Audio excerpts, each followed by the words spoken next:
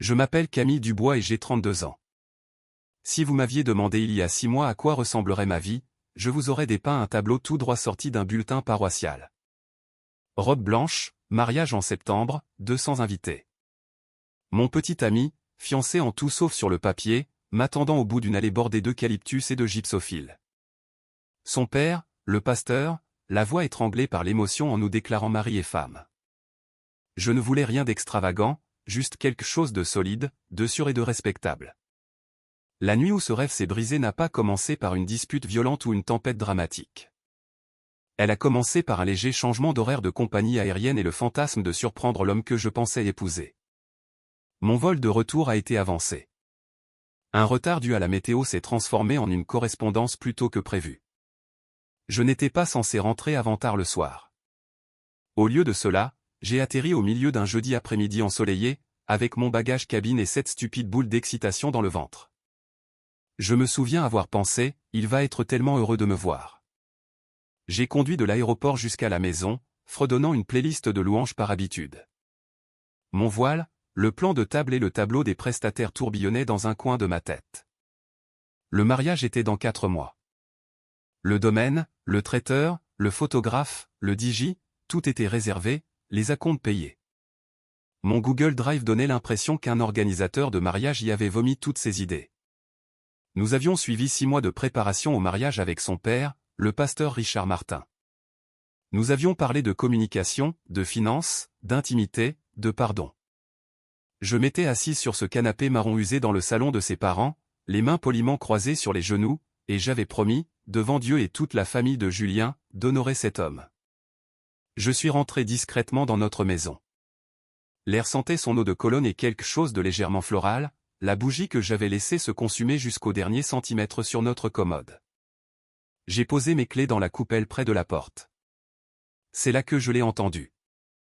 Un bruit venant de l'étage, un coup sourd, puis un rire étouffé. Le genre de son qui vous retourne l'estomac avant même que votre cerveau ne comprenne. Pendant une seconde, je me suis dit que c'était la télévision. Ou peut-être Julien lors d'un appel professionnel, regardant quelque chose sur son ordinateur entre 2 emails. Il était en télétravail ce jour-là. Je lui avais envoyé un SMS plus tôt. Vol retardé. Je vais rentrer tard. Je t'aime. Il avait répondu, je t'aime encore plus. Rentre bien. J'ai pris ma valise, le cœur battant trop vite sans raison, et j'ai monté les escaliers. La porte de notre chambre était entr'ouverte. Les sons étaient plus clairs maintenant. Une respiration, un gémissement, un grincement de matelas qui ne ressemblait pas à quelqu'un s'asseyant pour lasser ses chaussures. Je me suis arrêté, la main sur le chambranle. Je ne sais pas combien de temps je suis resté là avant de pousser la porte. Elle s'est ouverte lentement, comme dans une scène de film où tout le monde, sauf le personnage principal, sait déjà ce qui se cache derrière. Ils étaient là, Julien sans vêtements et une femme également dans le plus simple appareil, emmêlés dans nos draps, dans notre lit, celui que je finissais encore de payer. Pendant une seconde, mon cerveau a refusé d'assembler les pièces. Cheveux bruns. Le tatouage sur l'épaule. Ce rire. Margot, ma cousine. La même cousine qui avait poussé un cri de joie quand je lui avais montré la bague. Qui s'était portée volontaire pour aider à organiser le mariage. Qui s'était assise à la table de ma cuisine pour rédiger les adresses des invitations avec un sourire rêveur, comme si mon bonheur était le sien. Ils ne m'ont pas vu au début. Elle était sur lui, la tête en arrière, les mains de Julien sur ses hanches. J'ai eu exactement 10 secondes. Je les ai comptées plus tard. Pour rester là et comprendre, dans les moindres détails écœurants, que mon petit ami et ma cousine étaient déjà là depuis assez longtemps pour oublier de verrouiller la porte. Puis les yeux de Margot se sont grands ouverts. Elle s'est figée. Sa bouche s'est entr'ouverte. Camille. Elle s'est agrippée au drap. Julien a sursauté, a essayé de rouler sur le côté si vite qu'il a failli heurter le sol. Il a cherché son jean sur la moquette, tâtonnant comme dans une comédie burlesque. Quelque chose en moi est devenu très, très calme. J'ai posé ma valise doucement, comme si je ne voulais rien déranger. Ne faites pas attention à moi, ai-je dit. Ma voix semblait calme, presque ennuyée. Je vous en prie, continuez. Le visage de Margot s'est décomposé. Camille, ce n'est pas. Assieds-toi, ai-je dit. Je ne criais pas. Je ne pleurais pas. Ma voix était plate comme une tonalité téléphonique. Julien a arrêté de se débattre avec son jean. Il a dû y avoir quelque chose dans mon ton car il s'est rassis sur le bord du lit, le drap couvrant à peine ses genoux, les yeux écarquillés et injectés de sang. Camille, mon amour, laisse-moi t'expliquer. Ça a l'air terrible, mais... Tu crois? J'ai glissé mon téléphone hors de ma poche. Mes mains ne tremblaient même pas. J'ai balayé l'écran et ouvert l'application vidéo. Margot a serré la couverture contre sa poitrine. Camille, s'il te plaît, ne fais pas ça. En fait, ai-je dit, le pouce en l'air au-dessus de l'écran, rendez-moi un service, tous les deux. Restez exactement où vous êtes. L'absurdité de la situation m'a frappé par fulgurance. Les discours sur la pureté, les sermons, la façon dont Julien disait toujours qu'il voulait faire les choses correctement. Qu'il voulait Dieu au centre de notre relation. Qu'il voulait que son père soit impliqué à chaque étape. Camille, a-t-il dit lentement. Qu'est-ce que tu fais? J'invite ton église, ai-je répondu. J'ai lancé un appel vidéo de groupe. Premier contact, le pasteur Richard Martin, puis Sylvie, sa femme, ses sœurs Émilie et Chloé. Pauline, l'animatrice du groupe de jeunes qui nous avait accompagnés dans notre cheminement. Clara, Jeanne et Marie, les 3 demoiselles d'honneur de l'église qui avaient pleuré quand je leur avais demandé d'être à mes côtés à l'autel. Camille, non, a chuchoté Margot, la voix brisée. Tu ne peux pas. Tu voulais Dieu au milieu de tout, ai-je dit. Les séances de conseil, les fiançailles, la préparation du mariage. Il semble juste qu'il soit aux premières loges pour cette partie-là aussi. Le téléphone a sonné une fois. Le pasteur Richard a répondu avec un grand sourire chaleureux. Camille. Salut, ma grande. J'ai retourné la caméra, la pointant directement sur le lit. Sur son fils, sur ma cousine, sur la vie qu'il venait de pulvériser et qu'il n'avait même pas pris la peine de nettoyer. Je voulais donner à tout le monde une mise à jour avant le mariage, ai-je dit. Pendant 2 longues secondes, ce fut un silence absolu. Puis, la voix de Sylvie a résonné dans le haut-parleur. Au nom de Dieu, qu'est-ce que... Émilie et Chloé ont rejoint l'appel. J'ai entendu Chloé halter si fort que j'ai vu Margot tressaillir. Les vignettes sont apparues une par une à mesure que d'autres visages rejoignaient l'appel, remplissant l'écran d'une confusion qui s'est transformée en horreur en temps réel. C'est votre fils, ai-je dit doucement. Et c'est ma cousine dans notre lit. Et à en juger par la situation, je dirais qu'ils sont très intimes depuis un certain temps. Margot a commencé à sangloter. S'il te plaît, Camille, s'il te plaît, éteins ça. S'il te plaît. Tu ne t'es pas arrêté quand je suis entré, ai-je répondu. Il t'a fallu 10 bonnes secondes pour même me remarquer. Le visage de Pauline était devenu blanc. Je ne comprends pas ce que je regarde. C'est assez clair, ai-je dit.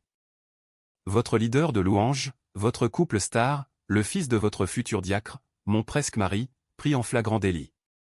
J'ai juste pensé que puisque vous alliez tous vous tenir là, souriant à l'autel, vous voudriez avoir une vue d'ensemble. Julien s'est jeté vers moi, la main tendue. Arrête de filmer. C'est illégal. C'est. J'ai reculé facilement, la caméra toujours braquée sur eux. Tout le monde regarde, Julien. Ton père, ta mère, tes sœurs, l'animatrice des jeunes, tes demoiselles d'honneur, ils voient tous exactement ce que tu es. C'est du revenge porn, a sangloté Margot. Tu ne peux pas montrer ça aux gens. Il n'y a rien de pornographique à la caméra, ai-je dit. Vous êtes couverts. Juste 2 personnes clairement dans un lit, clairement prises en faute. Ça s'appelle de la documentation, pas du porno. La voix du pasteur Richard a coupé court, dépourvu de toute chaleur. Ne bougez pas. Nous arrivons. La porte est déverrouillée, ai-je dit. Entrez directement. J'ai mis fin à l'appel. Margot hyperventilait. Julien avait l'air de vouloir vomir. Habillez-vous, ai-je dit. Vous avez peut-être 15 minutes avant que la congrégation n'arrive. Tu voudras peut-être mettre un pantalon pour cette conversation. Je les ai laissés s'agiter et je suis descendu. Mes jambes ressemblaient à du caoutchouc. Mon cerveau donnait l'impression de flotter à 15 centimètres au-dessus de mon crâne. J'ai rempli la bouilloire, je l'ai allumée. Mes mains tremblaient juste assez pour que je doive poser les tasses avec précaution pour qu'elles ne s'entrechoquent pas. 10 minutes plus tard, la sonnette a retenti comme une alarme. Ils avaient dû enfreindre toutes les limitations de vitesse entre l'église et ma maison. Le pasteur Richard est entré le premier, le visage de la couleur d'un bleu. Sylvie a suivi, la mâchoire serrée, les yeux déjà vitreux. Émilie et Chloé suivaient derrière avec Pauline et 2 des demoiselles d'honneur. Tous avaient l'air d'entrer dans des funérailles. « Où est-il » a exigé le pasteur Richard. « À l'étage » ai-je répondu. Ma voix semblait toujours aussi calme. « Votre belle-fille qui ne le sera jamais et ma cousine sont en train de s'habiller. » Sylvie m'a bousculé sans dire un mot et a monté les escaliers 4 à 4. Je l'ai entendu à travers le plafond. « Descends ici tout de suite. » Le pasteur Richard se tenait dans mon salon, la poitrine soulevée. Il m'a regardé comme si je venais d'étrangler son fils au lieu de le démasquer. « Tu l'as humilié » a-t-il dit d'une voix sourde. J'ai posé ma tasse. Il s'est humilié tout seul. Je me suis juste assuré qu'il y ait des témoins. Il y avait des manières de régler cela en privé, a-t-il lâché. Des manières chrétiennes. Tu aurais pu venir nous voir. Nous aurions pu faire des séances de conseil. Nous avons fait des séances de conseil, les jeux coupés. Pendant 6 mois sur votre canapé, pendant que votre fils mentait effrontément sur l'honnêteté et l'engagement, et que ma cousine venait m'aider à préparer le mariage. Sa mâchoire s'est crispée. Des pas ont résonné dans l'escalier. Julien est apparu, les cheveux en bataille, le visage gris, portant un jean et un t-shirt mal enfilé. Margot est descendue derrière lui, engloutie dans un sweat à capuche trop grand, les yeux gonflés et rouges. Elle m'a regardé comme si je l'avais personnellement immolée par le feu. J'ai fait une erreur, a-t-elle murmuré. Depuis combien de temps, ai-je demandé. Elle a froncé les sourcils. Quoi? Depuis combien de temps, Margot? Elle a jeté un coup d'œil au pasteur Richard, puis à Julien. Il a fait un tout petit signe de tête, comme si c'était toujours sa scène à contrôler. 3 mois, a-t-elle dit. Le silence est tombé dans la pièce. 3 mois, ai-je répété. 90 jours à me mentir en face pendant que tu m'aidais à choisir les centres de table. 90 jours à me laisser planifier un mariage pendant que vous utilisiez mon lit comme un motel bon marché. Émilie a émis un son de dégoût. L'une des demoiselles d'honneur a murmuré « Oh mon Dieu » dans un souffle. C'est juste arrivé, a dit Julien faiblement. Elle était souvent là. On a connecté. Tu voyageais pour le travail. C'est comme ça qu'on appelle ça? J'ai ri une fois, un son vif et vide. Vous avez connecté? Le pasteur Richard s'est tourné vers Julien, sa voix soudainement très calme et très dangereuse. Dans la maison de ma future belle-fille, dans ta maison, dans le lit qu'elle a payé, avec sa cousine. Julien n'a pas pu le regarder. Le pasteur Richard a fini par détacher ses yeux de lui et s'est concentré sur moi. Que veux-tu, Camille, a-t-il demandé. Nous devons arranger ça. Ce que je veux? J'ai failli lui rire au nez. Vous pensez qu'il y a une version de tout ça qui puisse s'arranger, ai-je demandé. Avec plus de conseils, plus de prières, une autre série de discours où vous me dites d'être plus soumise pendant que votre fils s'envoie en l'air avec ma famille dans mon dos. Sa tempe a palpité. Le mariage peut encore. Le mariage est annulé, ai-je dit. Depuis 20 minutes, les fiançailles sont rompues. Julien a jusqu'à dimanche pour déménager. Sylvie, à mi-chemin dans l'escalier, a halté. Tu ne peux pas simplement. Ma maison, mon crédit immobilier. Il a emménagé l'automne dernier. Légalement, c'est un invité. Je suis généreuse de lui accorder 4 jours. Julien a retrouvé sa voix. Et pour le mariage, les acomptes, le domaine? Son audace m'a presque coupé le souffle. Tu t'es fait prendre en train de me tromper avec ma cousine, et tu t'inquiètes pour les acomptes, ai-je dit lentement. Demande à ton père d'expliquer au propriétaire du domaine pourquoi son fils n'en aura plus besoin. Je suis sûr qu'ils comprendront. Ces acomptes sont non remboursables, a dit le pasteur Richard sèchement. 24 000 €, Camille. Il semble que vous et votre nouvelle petite amie devriez discuter de la façon de partager les frais, ai-je répondu, puisqu'il est si attaché à son bonheur. Il m'a fixé.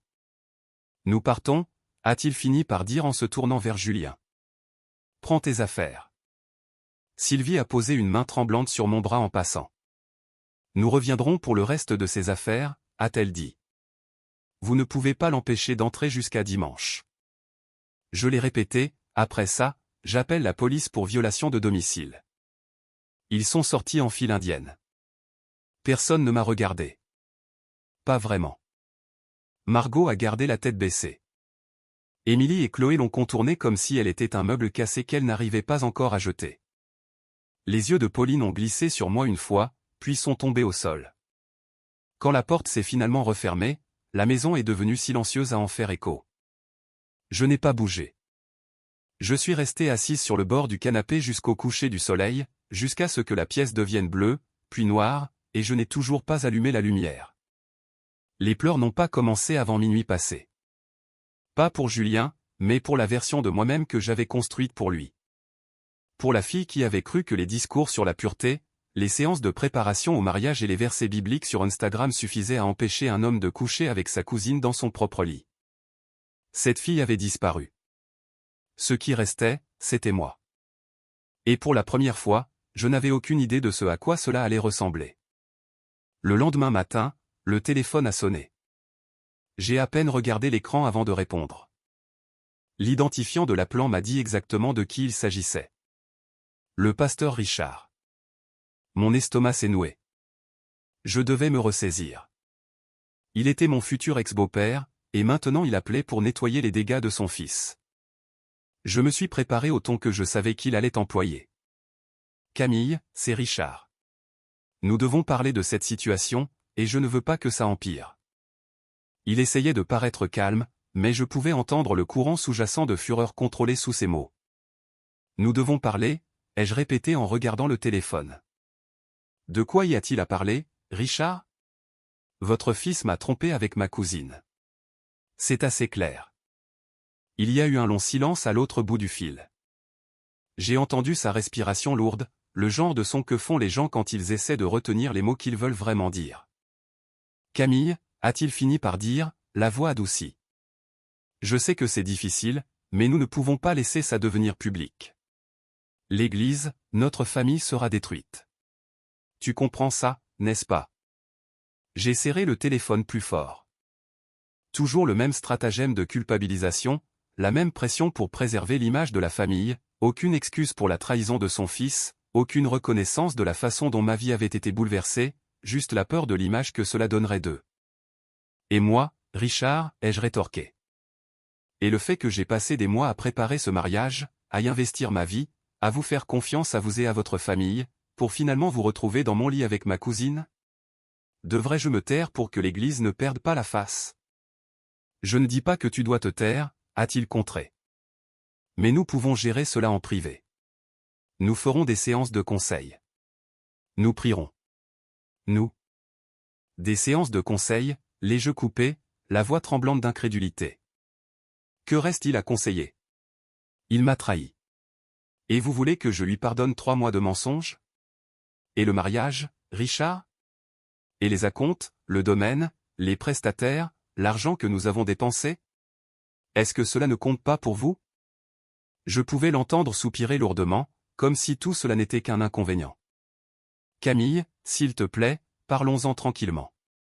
Tu ne veux pas détruire ton avenir pour une seule erreur. Je pouvais sentir la chaleur monter dans ma poitrine. Vous ne comprenez pas, n'est-ce pas? Il ne s'agit pas d'une seule erreur. Il s'agit du fait que tout était un mensonge. Vous savez quoi? Je vais m'en occuper. Je vais gérer ça toute seule. Ne vous inquiétez pas pour moi. J'ai raccroché avant qu'il ne puisse ajouter quoi que ce soit. Le reste de la matinée a été flou. Je ne savais pas ce que je faisais ni où j'allais. Je savais juste que je ne pouvais plus rester dans cette maison. Chaque recoin semblait m'étouffer, rempli de souvenirs de la vie que je pensais construire. Et maintenant, tout n'était qu'un mensonge. J'ai commencé à faire le tour des pièces. D'abord, le salon, où nous avions discuté des meubles pour notre future maison. Puis la cuisine, où j'avais passé des heures à planifier des repas, à faire des listes, à nous imaginer cuisinant ensemble. Maintenant, tout me semblait souillé. Chaque surface ressemblait à un mensonge. La chambre a été la dernière. J'ai fixé le lit. Notre lit. Je me suis souvenu comment je m'étais dit que ce serait l'endroit où nous dormirions côte à côte pour le reste de nos vies. Maintenant, c'était l'endroit où mon fiancé m'avait trahi avec ma propre chair et mon propre sang. J'ai commencé à emballer ses affaires, ses chemises, ses chaussures, les quelques vêtements que j'avais accrochés pour lui. Ces affaires qui ressemblaient maintenant à des objets étrangers. Chaque vêtement que j'emballais ressemblait à une trahison de plus, à un rappel de plus que tout n'avait été qu'un mensonge. Mais je n'étais plus en colère. Du moins, plus de la même manière. Je me sentais engourdi. Quand j'ai eu terminé, j'avais mis dans des cartons tout ce que je pouvais trouver lui appartenant. Le lit était vide, la commode, le placard, tout était nu. Et puis la sonnette a retenti. J'ai dû me calmer avant de répondre. Quand j'ai ouvert la porte, j'ai vu la famille de Julien se tenir là. Sa mère, ses sœurs et son animatrice de groupe de jeunes. Le visage de sa mère était rouge, soit de fureur, soit de larmes. Je n'arrivais pas à savoir. Les autres avaient les lèvres pincées, évitant mon regard. « Camille » a dit le pasteur Richard, la voix calme, mais les yeux toujours durs. « Tu as fait passer ton message. Maintenant, il est temps que nous parlions en privé. » Je n'ai pas pu retenir le rire qui m'a échappé. Ce n'était pas drôle. C'était amer. Privé ? Oh, non. Richard, c'est trop public pour vous, n'est-ce pas ? Trop embarrassant pour votre famille parfaite. Ne sois pas comme ça, a dit doucement sa sœur Émilie en s'avançant. Tu vaux mieux que ça. Tu aggraves les choses pour nous tous. Non, ai-je dit en secouant la tête. Je ne fais que rendre les choses réelles. Vous ne pouvez pas simplement cacher ça sous le tapis et faire comme si de rien n'était. Cela se produit, que vous le vouliez ou non. Il a trompé, et je ne vais pas le laisser, ni aucun d'entre vous, me faire culpabiliser d'avoir exposé la vérité. Émilie et Chloé ont échangé un regard, et j'ai vu la déception dans leurs yeux. Je m'en fichais. Elles avaient été complices de ce mensonge pendant des mois. Pouvons-nous monter, a dit le pasteur Richard en désignant les escaliers. Nous pourrons discuter de ce qui doit se passer ensuite. Non, ai-je répondu en reculant dans le couloir. J'ai pris ma décision. Julien a jusqu'à dimanche pour déménager. Vous pouvez tous partir. La mère de Julien a essayé de me dépasser, mais j'ai bloqué la porte. Quel est ton problème, a-t-elle exigé. Tu ne peux pas simplement le jeter à la rue. Légalement, c'est un invité. Et je suis généreuse en lui accordant 4 jours, ai-je dit fermement. Maintenant, vous pouvez prendre vos affaires et partir. Il n'y a plus rien que vous puissiez réparer ici. Ils sont restés là en silence pendant un moment avant que le pasteur Richard ne s'avance, la mâchoire serrée. Tu l'as humilié. Tu as humilié toute cette famille.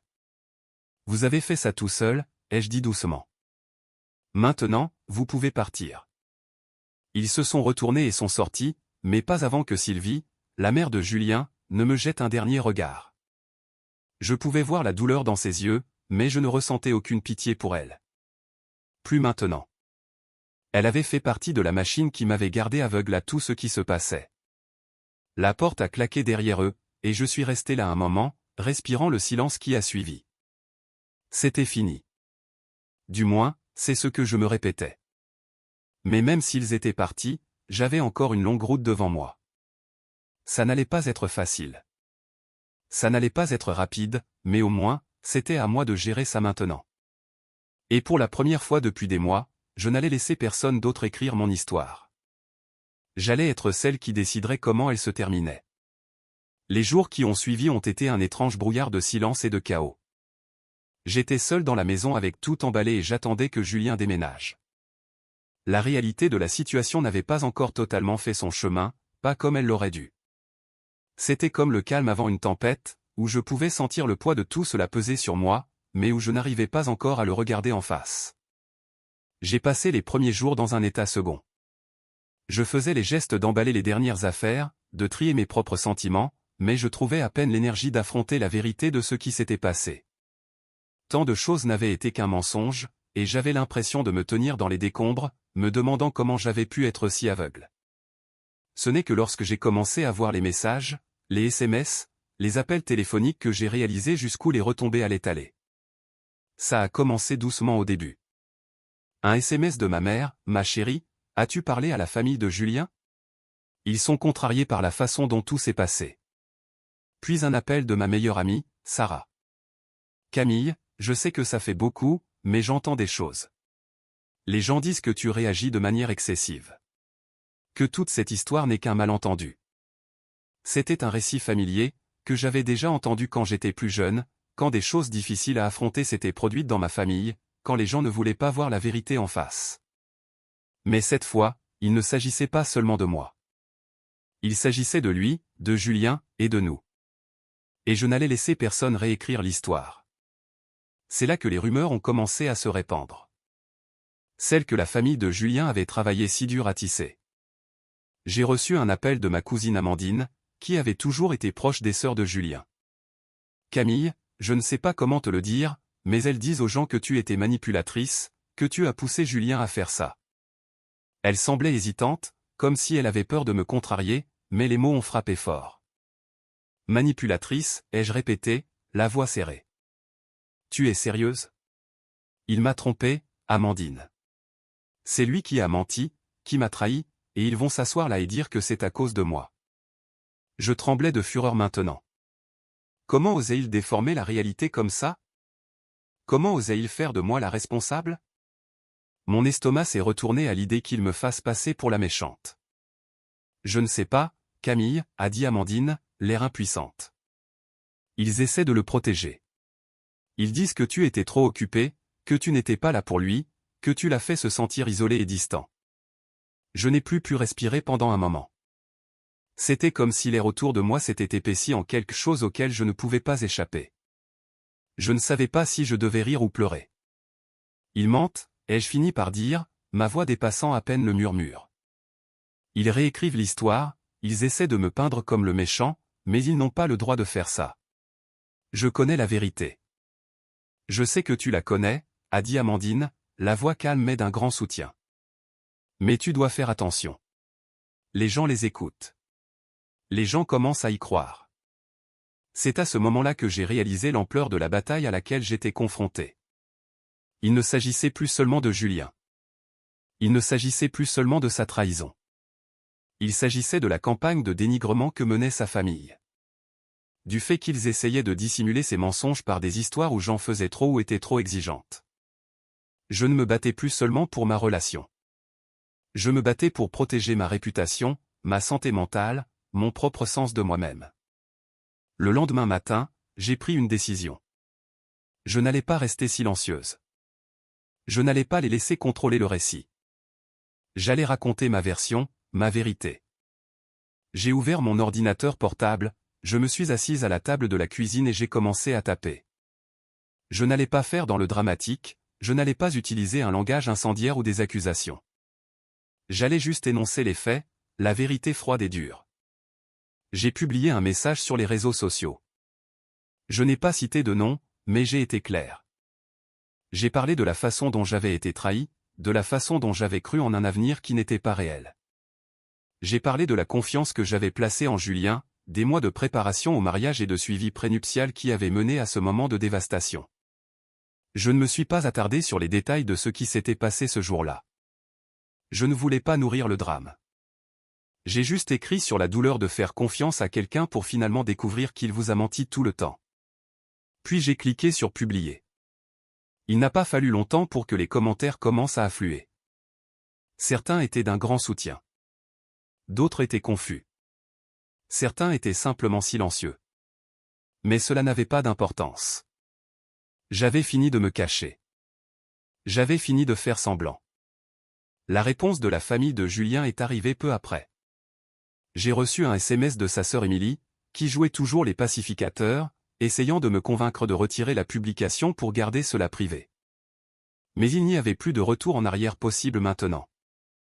Je ne leur devais plus aucun silence. L'appel suivant est venu de la mère de Julien. Camille, a-t-elle dit, la voix tendue par la colère.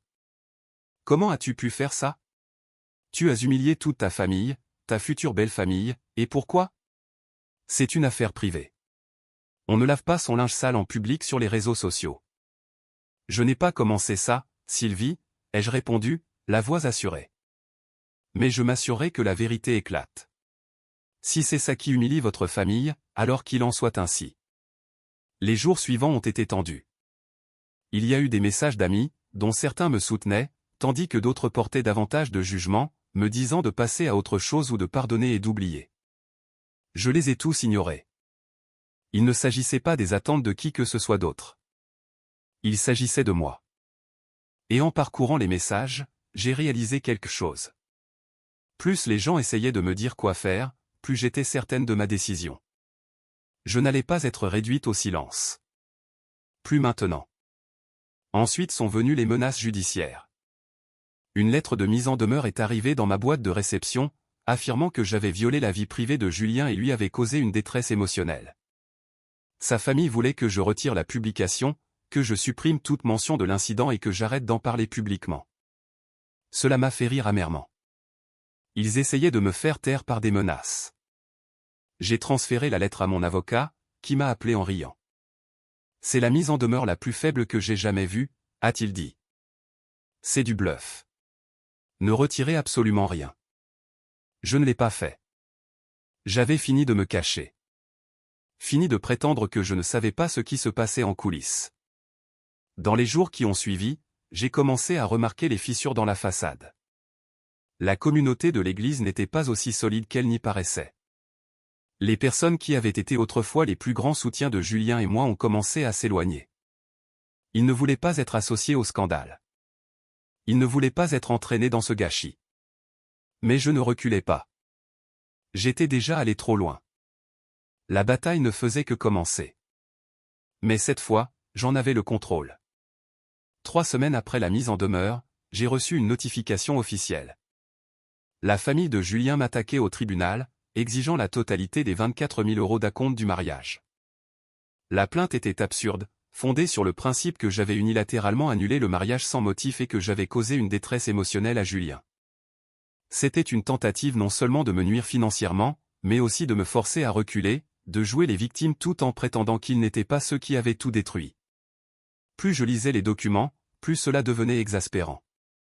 Chaque mot qu'ils avaient écrit dressait un portrait de moi comme étant la méchante, m'accusant de fausses allégations d'infidélité et de l'avoir humilié publiquement sans raison. Leur version des faits ignorait complètement le fait que Julien avait été pris en flagrant délit de tromperie. Et pourtant, d'une manière ou d'une autre, j'étais celle qu'on dépeignait comme déraisonnable. Ils ont même essayé de prétendre que je faisais passer Julien pour un agresseur, le décrivant comme le pauvre fiancé incompris qui avait été injustement attaqué par une femme ayant perdu son sang-froid. Le mensonge était si évident qu'il m'en donnait la nausée. Ils avaient l'audace de réécrire l'histoire de manière à faire croire que c'était moi qui avais brisé la relation. Mais ils ne pouvaient pas effacer la vérité. J'ai contacté mon avocat, qui m'a confirmé ce que je savais déjà. Le dossier était aussi faible que la lettre de mise en demeure. Ils étaient désespérés. Ils s'accrochaient à tout ce qu'ils pouvaient pour sauver la face. L'appel vidéo que j'avais passé à la famille de Julien. C'était la pièce maîtresse qu'ils essayaient d'ignorer. Mais mon avocat m'a dit que c'était la partie la plus importante de toute l'affaire. Ce n'était pas du revenge porn comme il l'avait prétendu. C'était simplement la documentation de ce qui s'était passé, les montrant ensemble dans le lit, exposés pour ce qu'ils étaient. Je me suis assise à mon bureau et j'ai sorti toutes mes notes, rassemblant chaque élément de preuve que j'avais.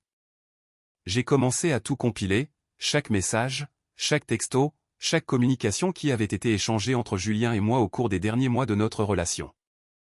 J'ai établi une chronologie de tout, en m'assurant qu'elle était claire et cohérente. Je n'allais pas les laisser déformer cela davantage. Le jour de l'audience est arrivé plus vite que prévu.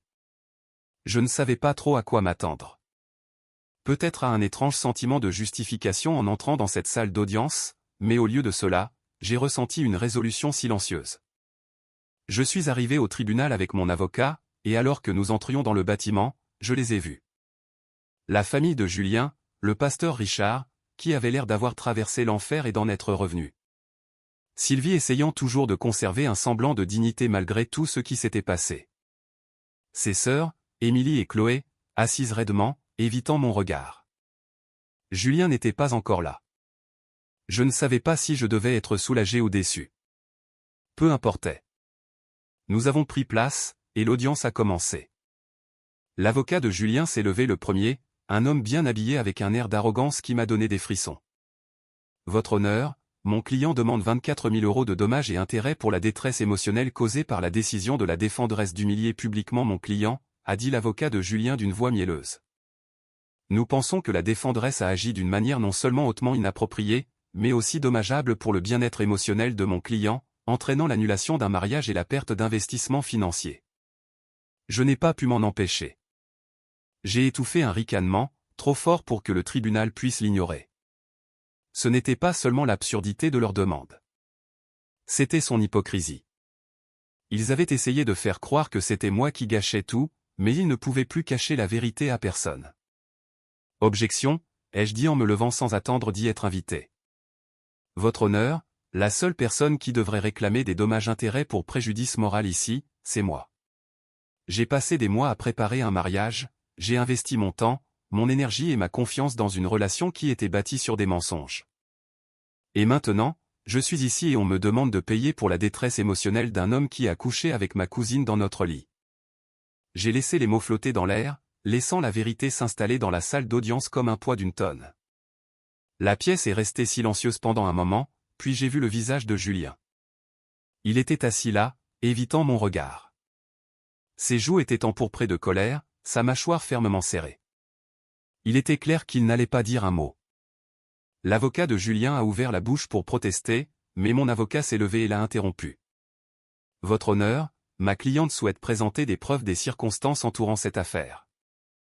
Mon avocat s'est levé et, d'un geste précis, a sorti son ordinateur portable et a ouvert le fichier vidéo.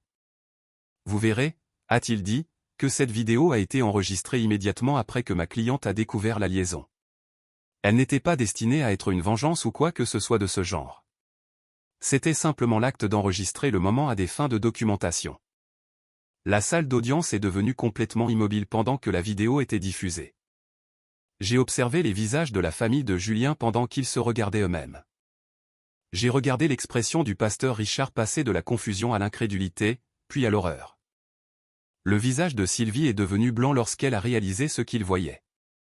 Émilie a halté en se tenant la poitrine, et Chloé s'est rapidement détournée, les yeux remplis de larmes. Le visage de Julien s'est tordu de honte, et j'ai vu ses yeux glisser vers son avocat, le suppliant silencieusement de faire quelque chose, de l'arrêter.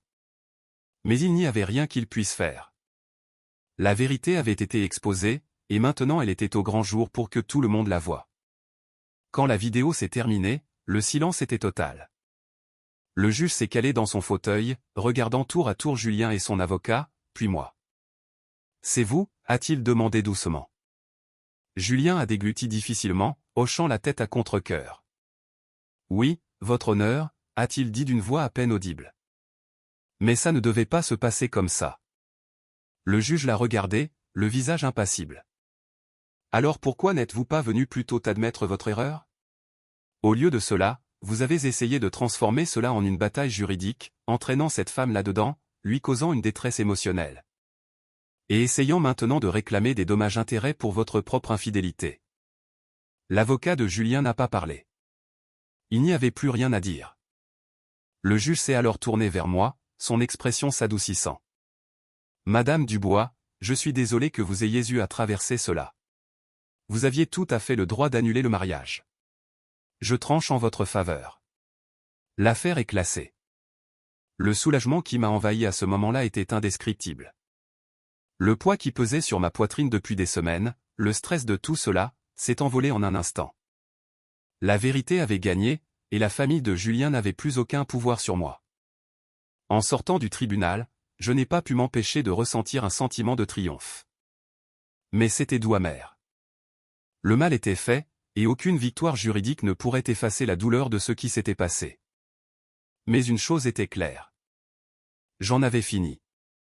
J'allais de l'avant, et je ne regardais pas en arrière. 2 mois se sont écoulés après l'audience, et pour la première fois depuis ce qui semblait être des années, le monde a paru étrangement calme. Pas un calme paisible, non, pas encore. Mais le genre de calme qui survient après qu'une tempête a finalement épuisé ses forces. Tout s'était effondré exactement comme la famille de Julien craignait que cela se produise, et rien de tout cela n'était de mon fait. Les retombées avaient pris une vie propre. Le pasteur Richard a démissionné de son poste de pasteur principal pour des raisons de santé. Bien que tout le monde dans leur congrégation sût exactement ce qui s'était passé. La nouvelle s'était répandue, non pas à cause de moi, mais parce que la vérité a le don de se glisser à travers les fissures, peu importe le nombre de mains qui essaient de la retenir. Les gens chuchotaient, les gens jugeaient. Les gens prenaient leur distance. Et au milieu de tout ça, Julien et Margot s'accrochaient l'un à l'autre comme deux personnes qui auraient mis le feu à la maison de l'autre et devaient maintenant partager les mêmes ruines fumantes. Ils étaient officiellement en couple maintenant, ne le cachant pas, ne s'en excusant pas, mais le prix à payer était immense. La famille de Julien lui adressait à peine la parole. Ma tante refusait de regarder Margot. Les fêtes de famille étaient devenues un champ de bataille de refus polis et de chaises stratégiquement vides. Ils vivaient ensemble dans un studio exigu en banlieue, bien loin de la maison que Julien avait l'habitude d'évoquer en voulant l'acheter avec moi. Je ne me réjouissais pas de leur misère, mais je ne les en sauvais pas non plus. J'avais passé trop de temps à sacrifier mes limites pour protéger les sentiments des autres. Plus maintenant. Un mois après l'audience, Julien a tenté de déposer une nouvelle plainte aux ressources humaines, RH, contre moi à notre travail. Cette fois, en m'accusant de créer un environnement peu sûr et de l'intimider par ma présence. Mais les RH avaient déjà visionné les images de vidéosurveillance des semaines auparavant. Ils l'avaient vu passer devant mon bureau 3 fois en une seule journée. Ils l'avaient vu tourner autour de la salle de pause quand j'y étais. Ils avaient vu ses schémas de comportement, pas les miens. Cette plainte s'est retournée contre lui de façon magistrale. Les RH ont lancé un audit plus large sur la conduite de Julien, et c'est ainsi qu'ils l'ont découvert. Il falsifiait ses feuilles de temps depuis des mois, déclarant des heures qu'il n'avait pas travaillées, consignant des jours de télétravail où il n'était même pas connecté, gonflant ses heures supplémentaires. Ces mensonges ont déclenché un audit complet. 3 jours plus tard, Julien a été licencié. Cela n'avait rien à voir avec moi. En fait, les RH me l'ont dit spécifiquement, cette décision est fondée uniquement sur des conclusions internes. Mais nous connaissions tous les deux la vérité. Son monde se détricotait morceau par morceau, mensonge par mensonge, tout comme le mien l'avait fait. Seulement maintenant, c'était lui qui se tenait abasourdi dans les décombres. Et moi, j'ai pris une décision. J'ai vendu la maison.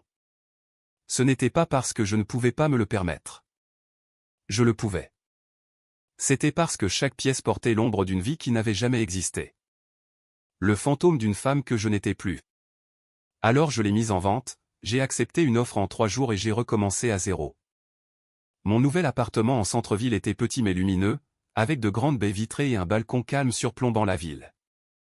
Je l'ai rempli de plantes, de plaids doux et de bougies qui ne me rappelaient rien d'autre que la paix. La première nuit où j'y ai dormi, je ne me suis pas réveillé une seule fois. Quelques jours plus tard, ma mère est venue me rendre visite.